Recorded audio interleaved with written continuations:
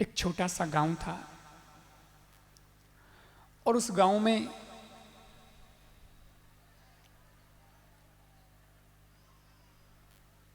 एक गरीब परिवार रहता था।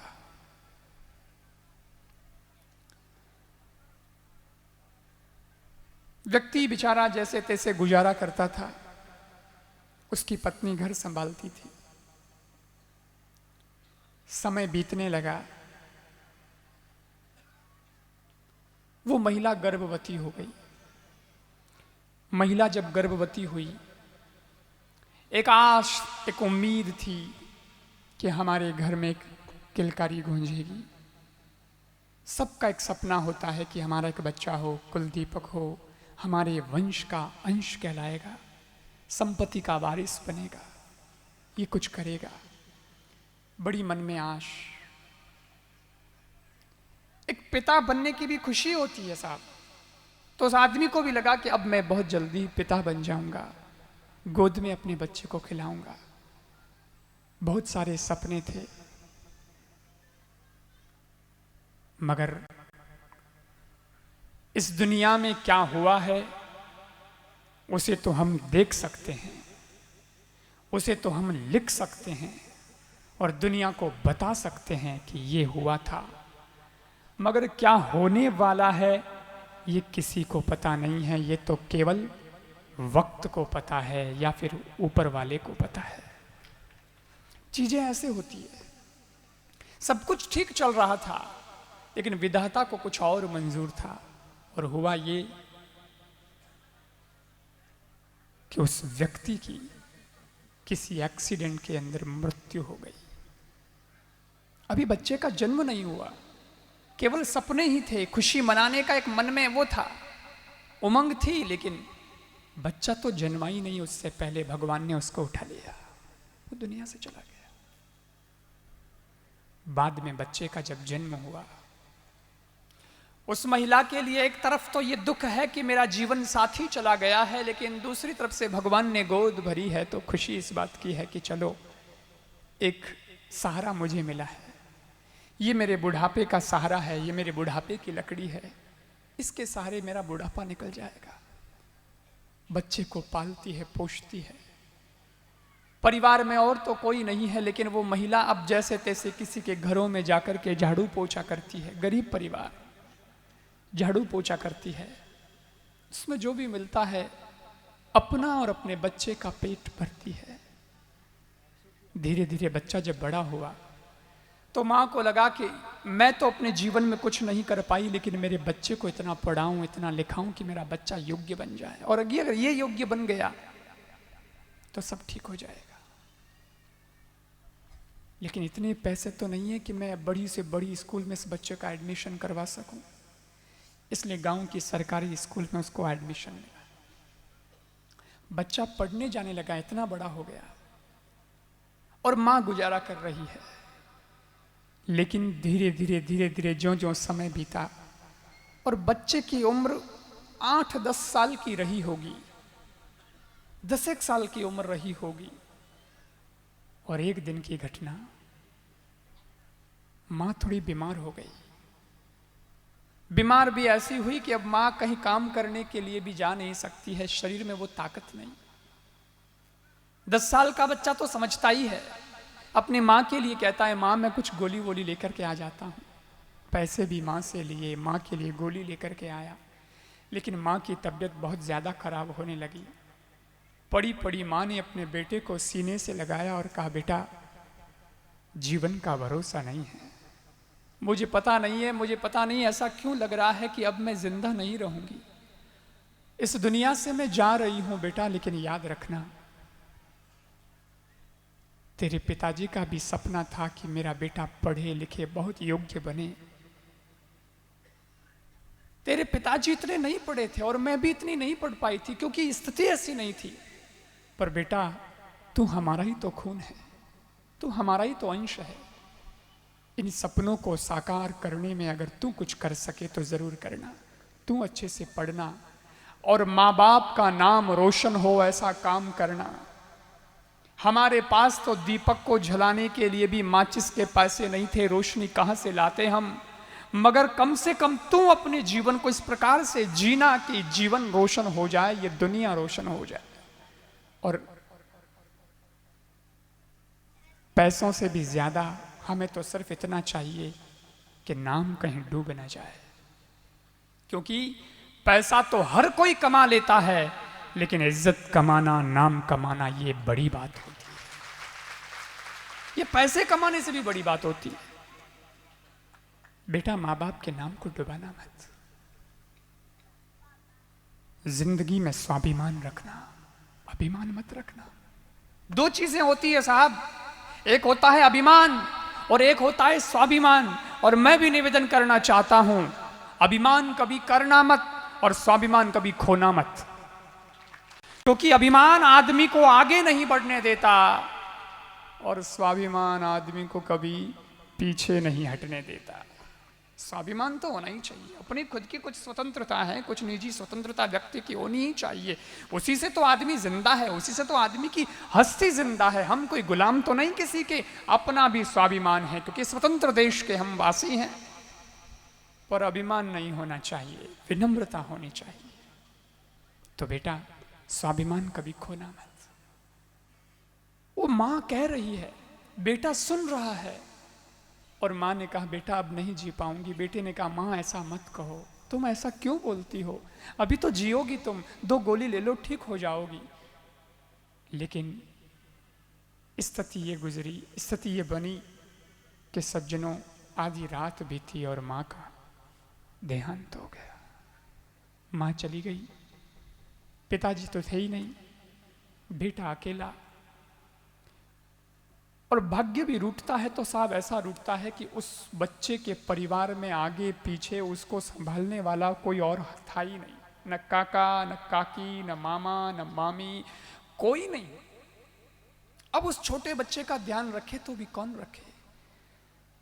पर बेटे के कानों में, उसके मस्तिष्क में मां के जाते जाते अंतिम समय के वे वाक्य गूंज रहे थे, चलो ना मैं कुछ कर लूंगा। मां ने कहा है स्वाभिमान कभी खोना नहीं और बेटा जीवन अच्छा सा जीना। तो जरूर मां तो नहीं है, लेकिन मां के वचन तो साथ में है, उसके शब्द तो मेरे साथ में है, कुछ कर लूंगा। समय बीतने लगा, बेटा स्कूल जाता है, पढ़ाई तो चली रही थी। बेटा स्कूल जाता है, पढ़ता है, मगर फीस देने के अब पैसे कहां से आएंगे? जब मां जिंदा थी तब तो मां देती थी, अब मां नहीं है तो अब फीस तो देनी पड़ेगी, क्या किया जाए? तो उस लड़के ने सोचा कि मैं कुछ काम ढूंढता हूं। स्कूल में पढ़ कर के आता और बैग रखता, अपनी छोटी सी झोंपड़ी थी उसमें बैग रखता और ढूंढने निकल जाता। क्या? नौकरी, काम, जो भी है, छोटा मोटा धंधा। कहीं गया लड़का, एक दिन तो धंधा मिला नहीं उसको, लेकिन दूसरे दिन जब गया तो कहीं छोटा मोटा धंधा उसको मिल गया। एक बगीचा था, बगीचे में माली पानी पिला रहा था पौधों को। उस लड़के ने देखा और लड़के ने जाकर के उस माली से कहा, बागवान साहब ये पौधे में पानी मैं पिला दूं क्या? माली ने कहा, अरे जा भाई तू तेरा काम कर, टाबर है काले, मैंने कोई देख लियो तो लोग बड़े मुकदमो न्यारो करी बे, आ जाइए बाल मजदूर आड़ा, तू तारे रस्ते हाल, तू मने फसाई कठी। लोग ओ भी डर घणो लागे नहीं साहब, कौन समझता है परिस्थितियां कैसी है।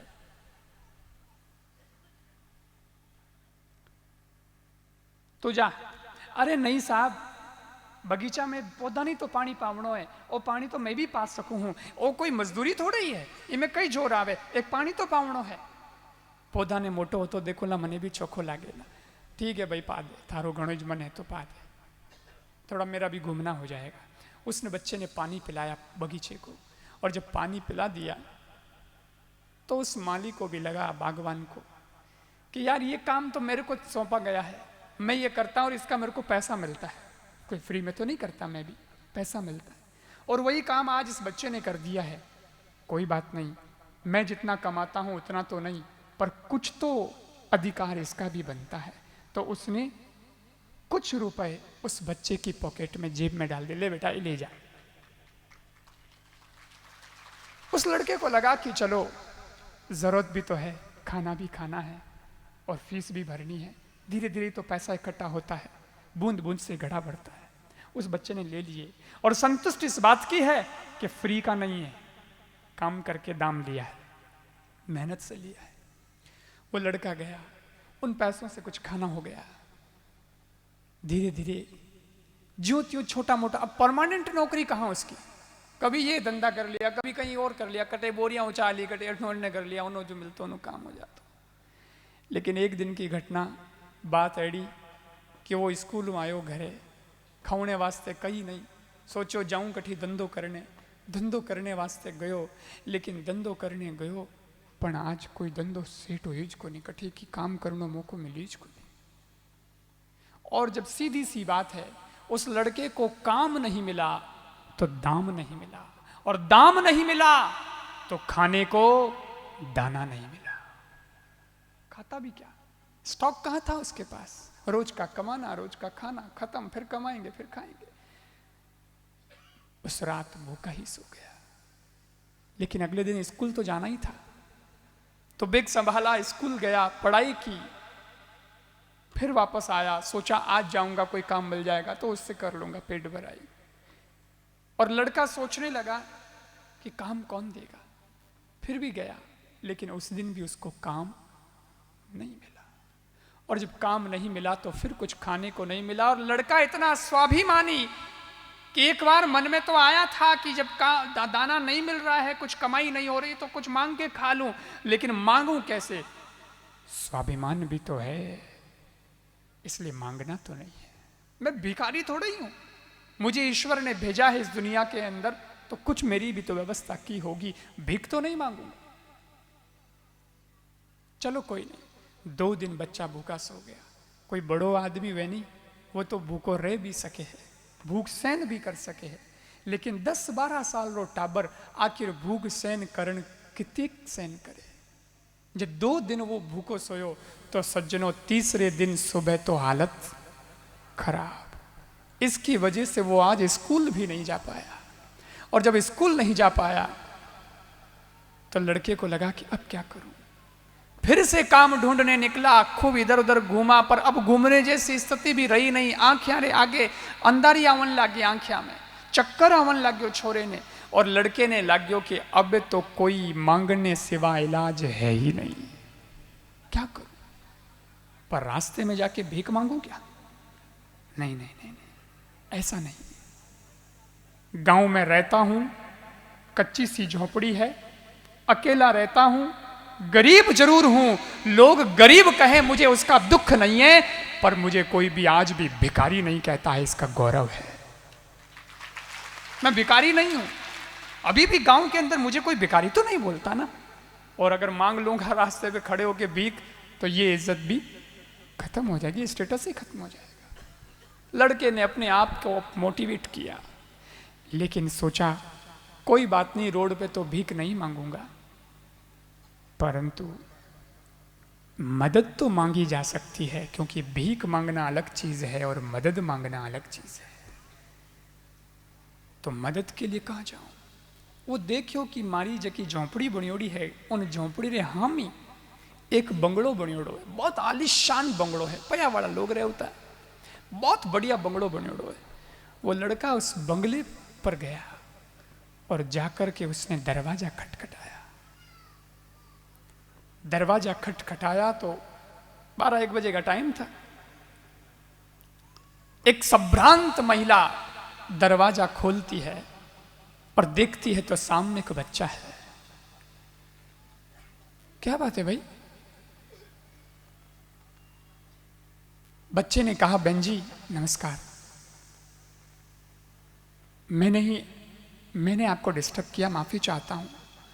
वो भी महिला थी ना, मां का दिल कोमल होता है, मातृत्व शक्ति।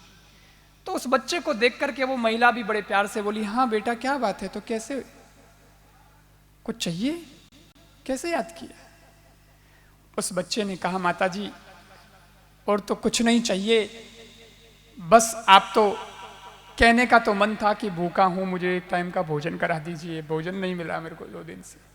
लेकिन जैसे ही ये कहने लगा कि नहीं नहीं माता जी कुछ नहीं चाहिए, बस इतना कहते ही उसका जमीर जागा और उसने कहा कि नहीं, मांगना तो नहीं है, तो बोला कि और तो कुछ नहीं है, आप तो बस पानी पिला दीजिए, प्यास लगी है, एक गिलास पानी मिले तो अच्छा है। वो महिला समझ गई, वो अंदर गई, रसोई घर में गई, और रसोई घर में जाकर के देखा तो आज दूध पड़ा था अभी भी। उसने दूध गर्म किया, ग्लास में दूध डाला, बच्चे को दिया, बच्चे के लिए लेकर के आई। वो माँ है, वो बच्चे की शक्ल देख करके समझ जाती है कि बच्चे को प्यास लगी है या भूख लगी है। वो बच्चे के चेहरे को देख करके समझ गई थी कि ये बच्चे को भले ही प्यास लगी होगी, लेकिन लगता तो है कि ये भूखा भी है। तो पानी मांगा, लेकिन वो दूध लेकर आई और बच्चे को दिया कि ले बेटा पी ले। बच्चे को तो पता नहीं था। बच्चे ने जैसे ही ग्लास पकड़ा तो गर्म लगा, उसने देखा तो दूध, पर बच्चा पी गया, क्योंकि उसको भी लगा मैंने तो दूध मांगा ही नहीं था। जब स्वतः स्वाभाविक से पानी मांगने पर दूध मिल रहा है तो ईश्वर का प्रसाद मान करके पी लेना चाहिए, और मुझे जरूरत भी है, अभी तो एनर्जी चाहिए। वो बच्चा दूध तो पी गया, पर दूध पीने के बाद बच्चे को लगा कि इस दूध के बदले में मुझे इस माता जी को कुछ देना भी चाहिए। बच्चे ने जेब में हाथ डाला, कुछ था नहीं, तो उस बच्चे ने माता जी से ही पूछ लिया, माता जी आपने मुझे गरम गरम बढ़िया दूध पिलाया है, एक गिलास दूध पिलाया है, तो इस दूध के बदले में मैं आपको क्या दूं? उस महिला ने कहा, बेटा कैसी बातें करता है तू? मैं कोई दूध वाली दुकान खोल के थोड़ी बैठी हूं कोई दूध बेचने। ये तो बस तू आया मेरे गेट पे और मैंने सोचा कि चल तेरे को दूध पिला देती हूँ। मेरे मन में भाव आया और मैंने तेरे को पानी मांगा था पर दूध पिला दिया है, और मुझे कुछ नहीं चाहिए। ये कोई बेच थोड़ी रही हूँ मैं। नहीं नहीं माता जी, फिर भी कुछ तो मैं ऐसे नहीं पीना चाहता, कुछ तो मैं आपको देना चाहता हूँ। आप जो भी मांगिए तो सही, मेरी जितनी हैसियत होगी मैं जितना भी दे पाऊंगा कोशिश करूंगा। उस महिला को लगा कि ये बच्चा स्वाभिमानी है, इस बच्चे की बात से ऐसा लगता है कि ऐसा वैसा नहीं है, गरीब तो है लेकिन स्वाभिमानी है। तो महिला ने भी ऐसे ही कह दिया, बेटा दे सकता है तो पैसे तो छोड़ दे, एक वचन दे दे। क्या? बोले आज इस बुरे समय में मैं तेरे काम आई हूं, तू भी बड़ा होकर के किसी और के काम आना, बस इतना सा वचन दे, और कुछ मत दे, पैसे नहीं, वचन दे दे। मैं इस बुरे समय में तेरे काम आई हूं तो तू भी बड़ा होकर के किसी के काम आना। उस महिला ने तो सिर्फ ऐसे ही बच्चे को खुश करने के लिए कहा था ताकि ये बच्चा निकल जाएगा यहां से, लेकिन बात यह हुई सज्जनों कि सहज रूप से मां के, उस महिला के मुख से निकला हुआ वो वचन उस बच्चे के लिए तो जीवन का महामंत्र बन गया। उस बच्चे के दिमाग में यही बात घूमती है कि आज मैं तेरे काम आई, तू भी बड़ा होकर किसी के काम आना। बच्चा निकल गया, लेकिन वो महिला ने देखा कि ये बच्चा रहता कहाँ है। पता किया तो वो तो पास में ही रहता है तो बिल्कुल गरीब, और पढ़ने भी जाता है। वो महिला स्कूल में जाकर के पता लगाती है और कहती है कि ये जो बच्चा आता है पढ़ने के लिए, इसकी फीस, बोले ये देता है जैसे तैसे भी, बच्चा फीस तो देता है, लेकिन अभी कुछ महीनों से फीस नहीं दे रहा है। ठीक बात है। उस महिला को लगा कि अगर इस बच्चे को मैं पैसे दे दूंगी तो ये बच्चा पैसा लेगा नहीं, क्योंकि बहुत स्वाभिमानी लड़का है, इसके व्यवहार से ही पता चल गया। लेकिन ये बच्चा आगे बढ़ना बंद ना कर दे, इसके लिए मुझे इसकी हेल्प तो करनी है। उस माँ का भाव। तो उसने क्या किया कि बच्चे को पता ना चले और स्कूल की फीस देने लगी, और स्कूल स्टाफ को कह दिया कि आप बच्चे से पैसे मत मांगना, कह देना भैया आजकल पढ़ाई सरकार ने फ्री कर दी है, कुछ भी करके उसको समझा देना। और बच्चे का काम होने लगा, पढ़ाई शुरू हो गई। कभी कभी वो महिला किसी ऐसे आदमी को, दुकानदार को जाकर के कह देती कि भैया तुम्हें कोई मजदूर की काम की जरूरत हो तो उस बच्चे से काम करवा लेना, और उसको जो पगार देना है वो मैं तुमको दे दूंगी, तुम उसको दे देना। ऐसे करके वो उसकी मदद करती थी। समय बीतने लगा, बच्चे की स्कूल की पढ़ाई भी पूरी होने लगी, 12वीं तक वो बच्चा पढ़ गया वहां गांव में। लेकिन अब कॉलेज में पढ़ना था, और स्कूल तो थी गांव में पर कॉलेज नहीं थी। तो बच्चे को लगा कि अब मुझे आगे जाना। अब तो बच्चा क्या, अब तो युवा हो गया था, 12वीं में पढ़ गया। तो एक दिन वो लड़का अपनी झोंपड़ी से निकल पड़ा, गांव खाली कर दिया और निकला शहर में। सोचा वहीं किसी कॉलेज में पढ़ाई करनी है, वहीं कोई नौकरी की तलाश भी कर लूंगा। और वो लड़का कॉलेज के अंदर पढ़ाई करने के लिए शहर चला गया। उसके बाद उस महिला ने देखा कि वो बच्चा आजकल दिखता नहीं है, क्या बात है, बच्चा दिखाई देना बंद हो गया। तो महिला ने भी सोचा चलो ठीक है भाई, वो अपने कहीं चला गया होगा। जब तक था अपने जितनी करनी थी अपने उसकी मदद कर दी। अवसर दिया था भगवान ने, बात आई गई हो गई। अब तक की बात तो ठीक है, लेकिन अब ये कहानी थोड़ी करवट ले रही है। और सालों साल बीत गए, करीब 25 साल बाद का घटनाक्रम सुनिए। 25 साल के बाद हुआ ये कि जिस बंगले में जो महिला रहती थी उसके भी अपने बेटे थे। वो बड़े बिजनेसमैन थे, वो बड़े धंधे करते थे, बड़ा पैसा कमाते थे। लेकिन एक दिन की घटना, माँ बीमार हुई तो बेटे आए और माँ को कहा कि माँ क्या बात है। बोले बेटा मेरी तबीयत ठीक नहीं है। चलो ना माँ अभी चेक करवाते हैं। हॉस्पिटल में जाकर के चेक करवाया। डॉक्टर साहब ने रिपोर्ट के लिए कहा कि 2 दिन बाद में रिपोर्ट आने वाली है। हमने सारा चेकअप कर लिया है, रिपोर्ट आने पर पता चलेगा कि कौन सी बीमारी आपकी माँ को हुई है। ठीक है साहब। 2 दिन बाद रिपोर्ट आई, और जब 2 दिन बाद रिपोर्ट आई तो रिपोर्ट के अंदर डॉक्टर साहब ने उसके बेटे को कहा कि तुम्हारी माँ को कैंसर की बीमारी है, और कैंसर का इलाज सस्ता इलाज नहीं है, बहुत भारी इलाज है, और इस हॉस्पिटल में तो इसका कोई इलाज होना नहीं है। तो कहाँ जाना पड़ेगा डॉक्टर साहब? उसके लिए मुंबई में जाना पड़ेगा, वहाँ कैंसर हॉस्पिटल बना हुआ है, मुंबई के अंदर ही ये इलाज हो सकता है। और एक ऐसा डॉक्टर है जो एकदम बराबर इलाज करता है। अगर इस वक्त तुम जाते हो, चेकअप करवाते हो, तो तुम्हारे माँ का इलाज हो सकता है, माँ बच सकती है, बाकी बचने का कोई चांस नहीं है। ठीक है। बेटे ने मां से कहा कि मां यहां है ना डॉक्टर साहब ठीक नहीं है, इसलिए अपने को मुंबई चलना है, और अपन मुंबई जाके इलाज करवाते हैं, वहीं तेरा इलाज बैठेगा, ऐसा डॉक्टर साहब बता रहे हैं। चलो ना मां वहां चलते हैं। मां ने कहा बेटा अब रहने दे, क्या करना मेरे को जी करके, मैं तो इतने साल जी भी ली, वैसे भी एक दिन मरना ही है, मैं कितने साल की मेहमान और हूं, जाने देना, अब तो क्यों पैसे लगाता है। बेटे ने कहा मां इस दुनिया में एक तू ही तो है जिससे सबसे ज्यादा प्यार मैं करता हूं, तू तो मेरी जान है मां, इसलिए मैं कुछ भी हो जाए ऐसे बीमारी से तुझे नहीं मरने दूंगा। चलो मां। बेटा मां को लेकर के गया, मुंबई के अंदर गया, तुरंत कैंसर हॉस्पिटल में लेकर के गए।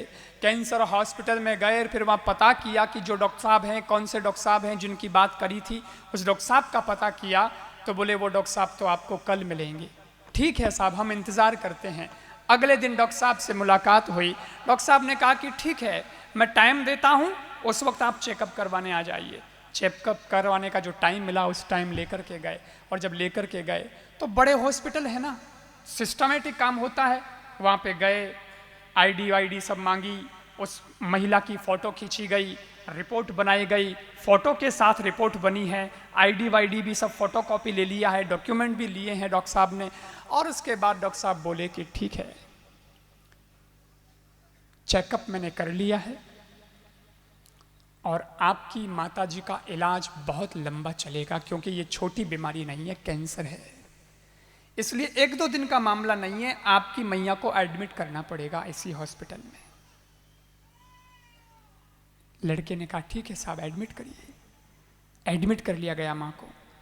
अब छोटे शहर, छोटे अस्पताल में छोटा खर्चा, कम खर्चा होता है, लेकिन बड़े शहर, बड़े अस्पताल में खर्चा भी बड़ा होता है। रोग भी कोई छोटा मोटा नहीं था, रोग भी बड़ा था। दवाइयां जो डॉक्टर साहब ने लिखी हुई दवाइयां आने लगी तो खूब महंगी महंगी दवाइयां आ रही है। बेटा इधर धंधे से भी डिस्टर्ब हो गया। धंधा तो बहुत अच्छा था, लेकिन धंधा तो तभी चलता है जब आदमी वहां पे बराबर माइंड लगा के काम करता है। लड़का माँ की बीमारी में व्यस्त है, धंधा उधर से डिस्टर्ब हो रहा है।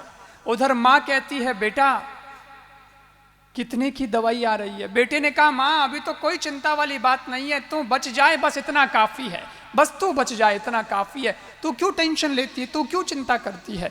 नहीं बेटा तू बोल देना मेरे को, नहीं तो अपने निकल जाएंगे, अपने को कौन सा यहाँ एडमिट रहना जरूरी है, अपन तो घर चले जाएंगे। बेटे ने कहा माँ ये बात बिल्कुल मत कर, अगर तेरा इलाज होता है तू बचती है तो अपने को दुकान बेचनी पड़े तो दुकान बेच देंगे, कोठी बेचनी पड़े तो कोठी बेच देंगे, लेकिन माँ हर हाल में तू जिंदा रहनी चाहिए, तू बचनी चाहिए। तू बचेगी, तेरी दुआ अगर होगी तो फिर सब हो जाएगा, लेकिन तू ही ना बची तो बाकी सब बचा के मैं भी क्या करूंगा। ठीक है बेटा, इलाज होना शुरू हुआ साहब। और सज्जनों 10 दिन 15 दिन 1 महीनो हो गयो है, पूरे 1 महीने तक वहां एडमिट रही। डॉक्टर साहब आता चेक करता, वो भी इतो मोटो डॉक्टर, इतो बिजी डॉक्टर, इन्होंने इतने बड़े हॉस्पिटल में इतना रोगियों को संभाले इलाज करे, उन्हें टाइम मिले पर वो आवे उन महिला ने चेक करे। और जिन टाइम चेक करे तो उन महिला ने बहुत चोखो लागे, क्योंकि वो डॉक्टर बात जो की करे नहीं, वो इतनी बढ़िया बात करे, पॉजिटिव एनर्जी आ जावे। कई बार एडो होया करे कि आदमी रे बीमारी तो हुआ छोटी सी पर डॉक्टर डरा देवे, अरे साहब थारे तो घनी मोटी बीमारी है नहीं, यूं है न ब्यू है तो हमें मर जाए। तो बाबड़ो नहीं मरते हुए तो ही मर जाए। यार कोई मोटी बीमारी हुआ है पर डॉक्टर साहब है नहीं, वे बात ऐडी करे, अरे कुछ भी नहीं है, आप तो बिल्कुल ठीक हो रहे हैं, देखो बहुत बढ़िया, आपके तो दवाई भी सेट हो गई है, आप तो पहले से बहुत बेहतर हो रहे हैं, बहुत अच्छा हो रहा है। वो ऐसे प्यार से बात करता है ना तो मरीज को अच्छा लगता है, तो मरीज देखता कि हाँ मैं ठीक हो रहा हूँ, मैं ठीक हो रहा हूँ, तो वो पॉजिटिव एनर्जी से भी ठीक हो जाता है। वो डॉक्टर इतना पॉजिटिव एनर्जी वाला कि उस महिला से इतने प्यार से बात करता है जैसे कोई बेटा ही बात कर रहा हो उसका, इतना प्यार से बात करता मीठे, तो महिला को अच्छा लगता। लेकिन एक दिन उस महिला का बेटा डॉक्टर साहब के पास गया, कहा डॉक्टर साहब 1 महीना हो गया, मेरी माँ का क्या अभी छुट्टी उट्टी मिलेगी कि नहीं, क्या कुछ कहो तो सही। डॉक्टर साहब ने कहा कि मैंने सारा चेकअप कर लिया है, इलाज बहुत अच्छा हो रहा है, रिपोर्ट मैंने भेज दी है और वो रिपोर्ट फॉरेन से आएगी, और अगर उस रिपोर्ट ने कह दिया कि अब आपकी माँ ठीक है तब तो मैं छुट्टी दे दूंगा 2 ही दिन में, और अगर थोड़ा बहुत कहीं और है तो 10-15 दिन और लग सकते हैं, अभी देखते हैं रिपोर्ट पे।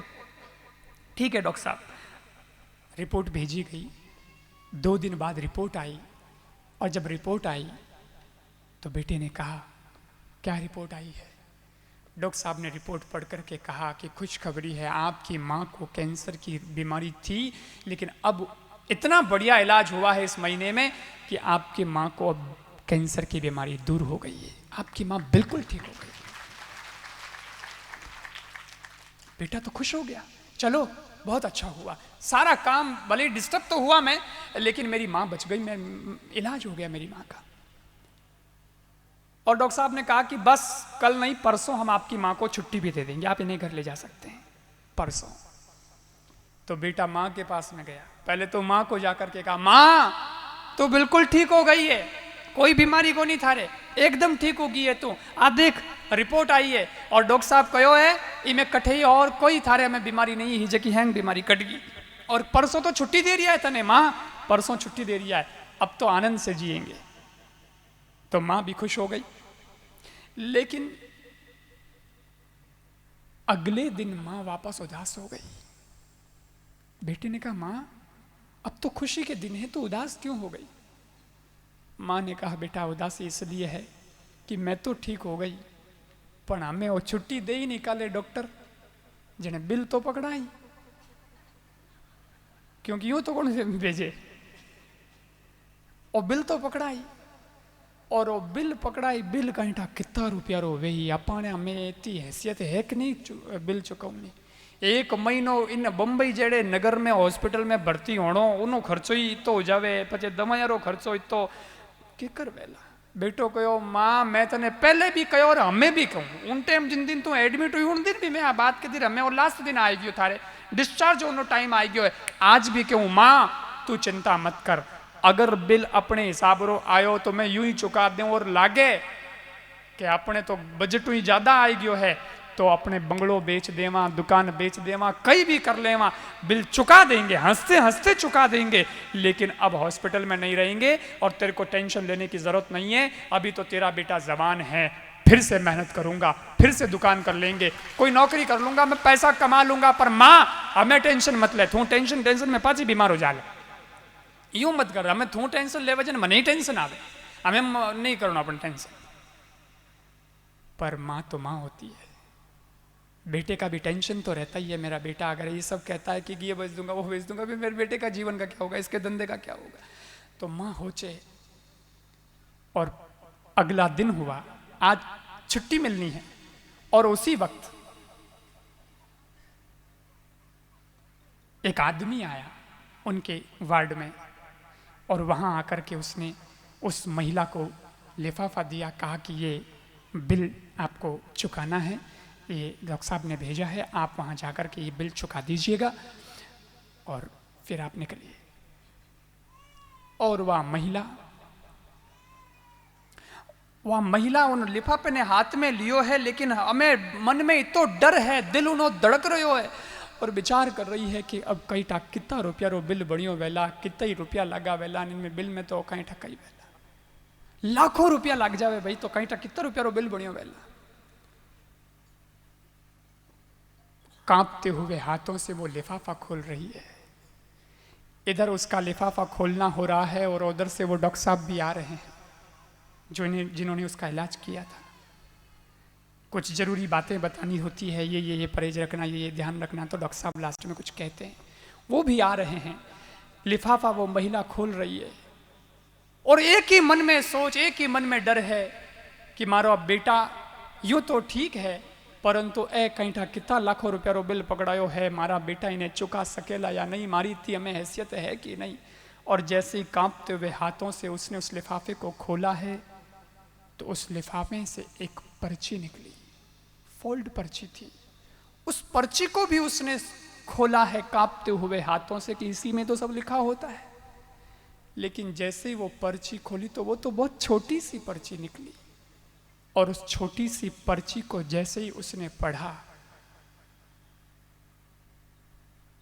तो उसकी आंखें फटी की फटी रह गई अब तक तो डॉक्टर साहब भी पास में आकर के खड़े हो गए थे लेकिन उसकी नजर तो पर्ची पर थी और उसने उस पर्ची को पढ़ा तो उसमें कुछ नहीं था केवल 2 लाइन लिखी हुई थी और वो लाइन ये थी माताजी नमस्कार माताजी नमस्कार आपने तो अपने बिल का भुगतान आज से 25 साल पहले ही कर दिया था पर मैंने आज उस बिल का भुगतान किया है वही एक ग्लास दूध वाला बच्चा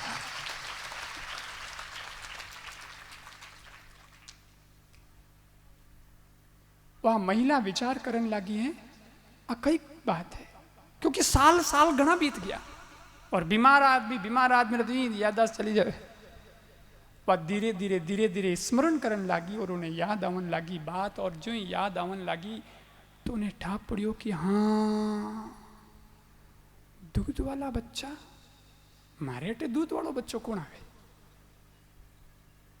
परंतु ज्यों ज्यों याद किया तो फिर वो बात याद आई कि हाँ एक बच्चा आया था मैंने उस दिन दूध पाया था मैंने इसको जो दूध पिलाया वो याद इसलिए आ गया क्योंकि मैंने उसको जब दूध पिलाया तो उसने कहा था कि इसके बदले में क्या दूं और उसने कहा था मैंने कहा था कि बेटा क्या देना मैं कोई दूध बेचने वाली थोड़ा ही हूं मैंने तो बस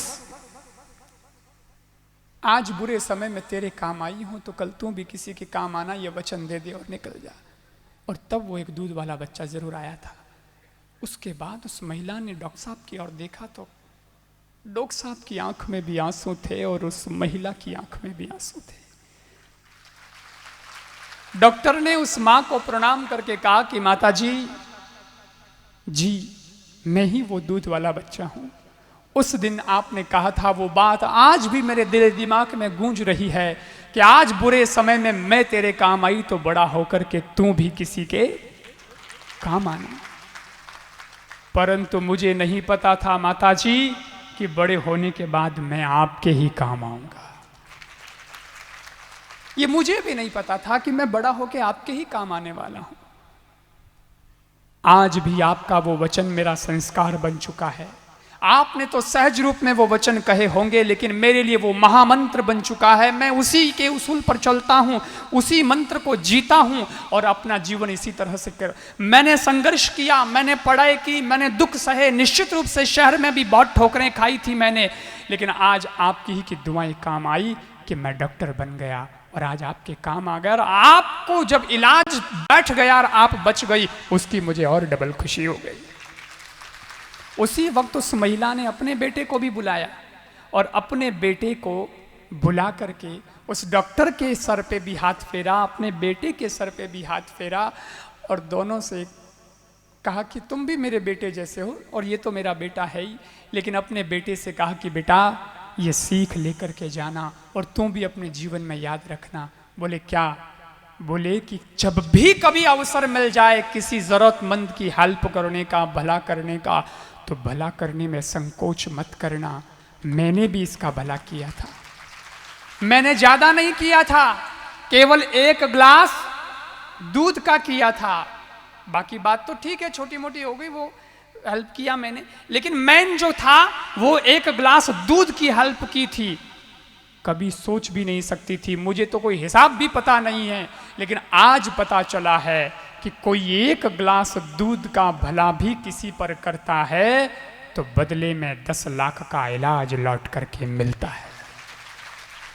ये दूध क्या था 1 गिलास का, लेकिन बदले में जो मुझे मिला, इतने बड़े हॉस्पिटल में पता नहीं कितने रुपए लगे होंगे, दवाई वो तो हैंग फ्री कर दी कि थाने तो कहीं नहीं, बस थे तो बिल चुका दियो, कितना लाखों रुपया लगा वेला वो मेरा इलाज यूं कर दियो। इसका मतलब ये हुआ कि लोग कहते हैं कि लाभ मिले, ऐसा कोई मंत्र बताइए तो आज ये मंत्र नए साल पर लेकर जाइए। लाभ का उल्टा भला होता है, तो कर भला तो हो भला। ये सूत्र अगर आपने अपने जीवन में, या उसने तो माँ ने अपने बेटे को वो सूत्र दिया, लेकिन सज्जनों ये सूत्र आज मैं आप लोगों को देना चाहता हूं कि अगर आने वाले वर्ष में अपनी जिंदगी को इस उसूल के साथ अगर आपने जिया है तो निश्चित रूप से जिंदगी स्वर्ग बन जाएगी।